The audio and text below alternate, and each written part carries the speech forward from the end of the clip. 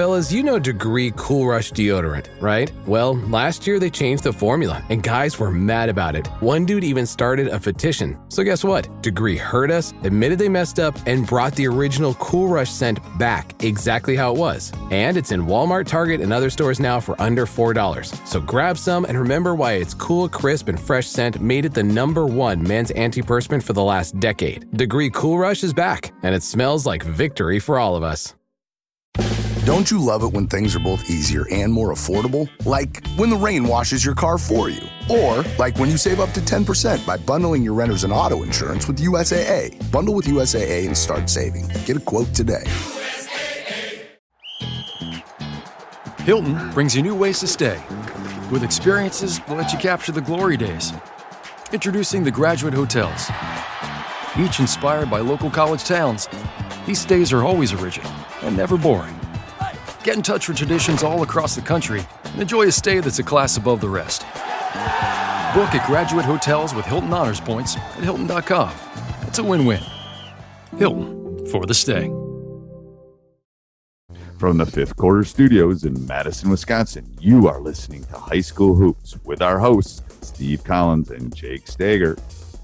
Hey everybody, welcome to High School Hoops, episode 46. Very excited. Today we're going to talk about Warriors and shooting. But before we do that, I'd like to give a big shout out to our sponsors over at Dr. Dish. They continue to change the game every day. They're innovative. For no other reason, you should go over and check them out. Go down below. Lots of drills. Even if you don't buy them, they have lots of drills that will be very helpful down below. If you do decide to get one, make sure you mention Coach Unplugged, and they'll take really good care of you, give you $300 off your next purchase.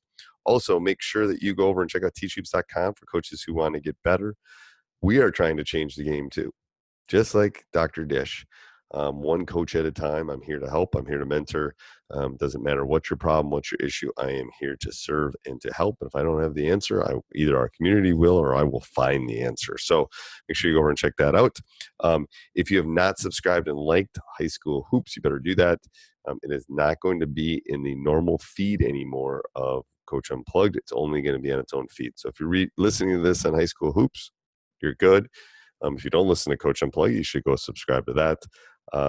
But I just wanted to make sure I told everybody this is the last week that it's going to be on the Coach Unplugged feed. So, all right, let's head off to the podcast.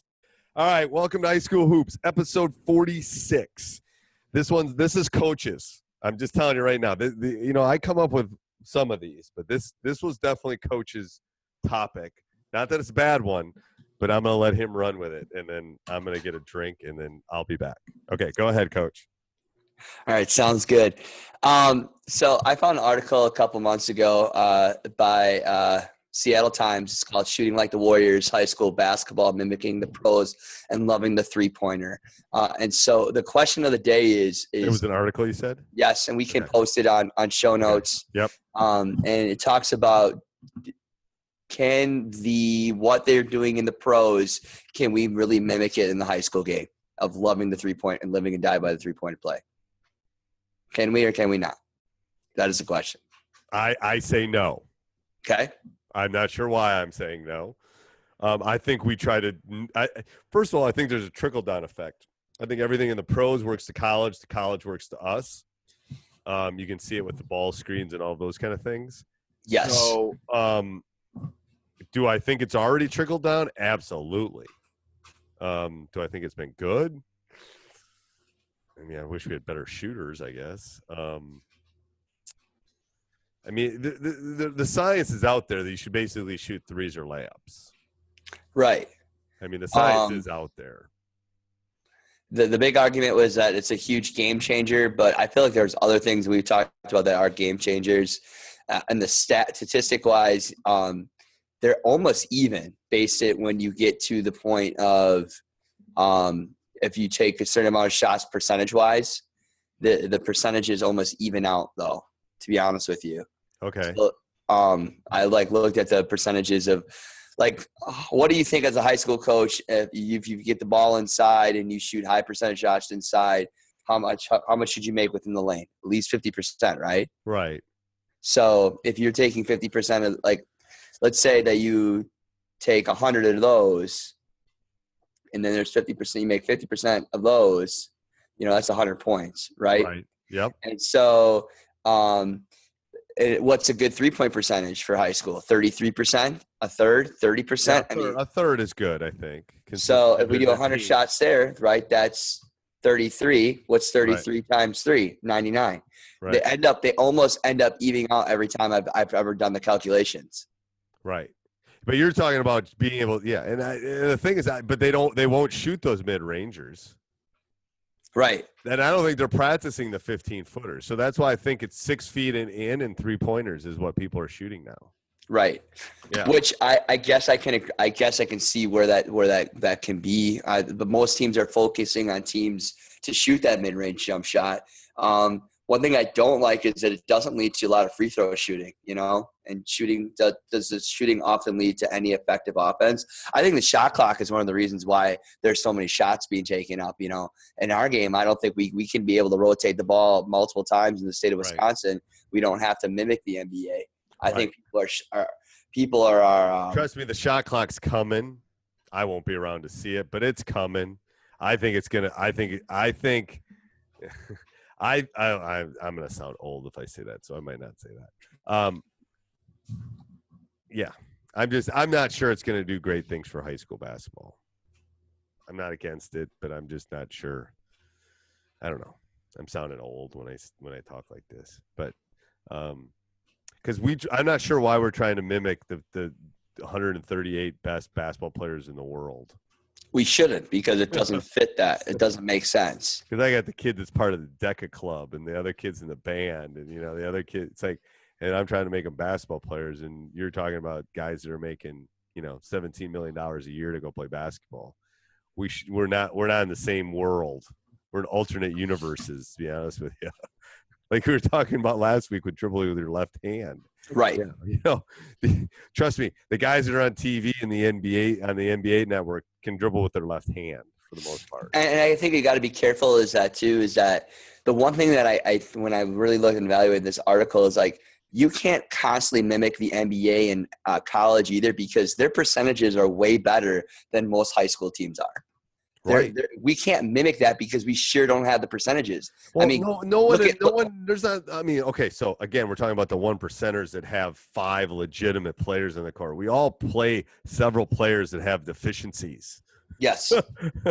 I mean, unless you're the elite of the elite, you're playing kids with deficiencies playing high school basketball. Now, I've played some kids with deficiencies, and they ended up playing in the NFL. They were football players, but they had basketball deficiencies that you could exploit. That's the thing, is most of those guys in the NBA don't have deficiencies, even at the highest collegiate level.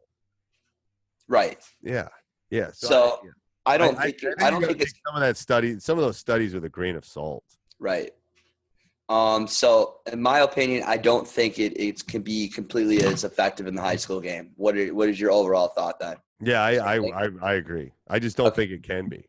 It's just shared because we don't have the resources, the plethora of type of players to mimic that game. And like I just talked about, is that percentage wise, based on the average percentages for high school basketball players of 50 and 33%, they almost even out. So in retrospect, you're looking for your best shot or a great shot, instead of a 3-point shot really is the best shot for a high school basketball player. Right. No, I agree. I mean, uncontested 3-pointer would be good. Yeah, absolutely. Yeah, they don't happen very often. All right, what's our full timeout? My full timeout is, I'm constantly watching, is that, do you think the post play will remain in the game? True post play.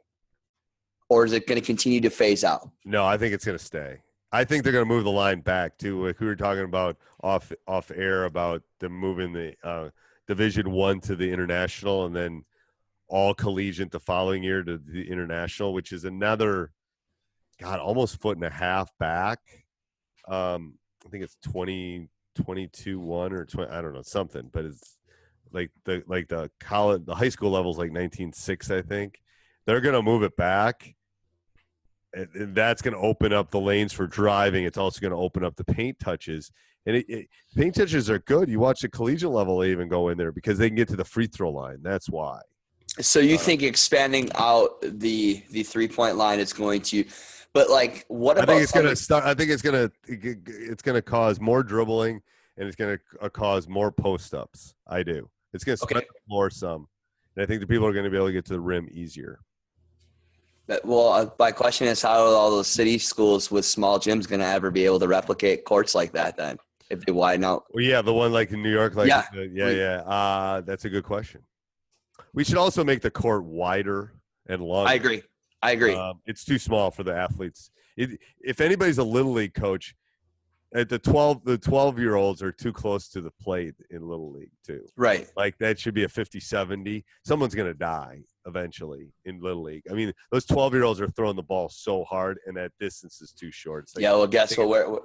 We're a reactive culture, so we will not take until something bad happens. That change will not happen. Yeah, and that change should happen now before something happens. Because 12-year-olds throwing that close is like they're like throwing them. It's crazy how hard they're throwing it. Right. It's been a few years since I've been in that world, but it was like I knew it then. And then the problem is they moved to the big field, and it's too big for a 13-year-old. You know, it's like you need that 50-70 field. But that's the problem with the basketball court right now. I think we've outgrown it. I think our athletes have outgrown it. I just think that post play will always remain. If anybody really understands the game, I think you get better shots by playing inside out. I didn't really touch base on the question at all today. And then I don't think teams know how to defend in the post as much as they used to. No, if you could teach your kids, and you don't need to teach them 100 post moves, you know, to be really using your body, have one counter move be effective. It could be a game changer for you if you don't have a good shooting team that year, or to grind or make a high percentage shot at the end of the game when you need a bucket, or, you know, get a high percentage shot and get to the free throw line. So I think post play, any smart basketball coach is not going to constantly live and die by the three. They're going to constantly be able to use that post play when they can. And it doesn't have to be a tall guy either. I've had guards that I've set up post plays for to be really well done in the post as well. Yep, and it will get you the free throw line and all that. All those are yes. And the thing is, the game's moving away from it. That's a reason you should move toward it. Exactly. In my opinion. Yep. So people aren't spending the time on it, like you said. I don't think the defense is what it was 20 years ago in the post at all. Especially too, if you got better shooters and kids are coming better shooters, they can't help as much in double team if they're going to kick out. So if you can get guys to score in the inside, you're going to get those outside shots, or you're going to get one-on-one coverage in a high percentage area. 50% of the time you're going to score there. It's a high percentage shot. I would continue. It makes complete sense. All right. Perfect. All right, Coach. Thanks. Sounds good. Yep. Bye. Hey, everybody. I hope you enjoyed that. Make sure you subscribe and like. Make sure you go over and check out teachhoops.com for coaches who want to get better. I can't imagine a better time to become a better basketball coach. I will give you my personal email address. I will respond to your questions. And then on top of that, you have community, you have DVDs, you have handouts, you have a little bit of everything that you need to become a better basketball coach. Go over and check it out. Have a great day. This podcast is part of the Sports Social Podcast Network.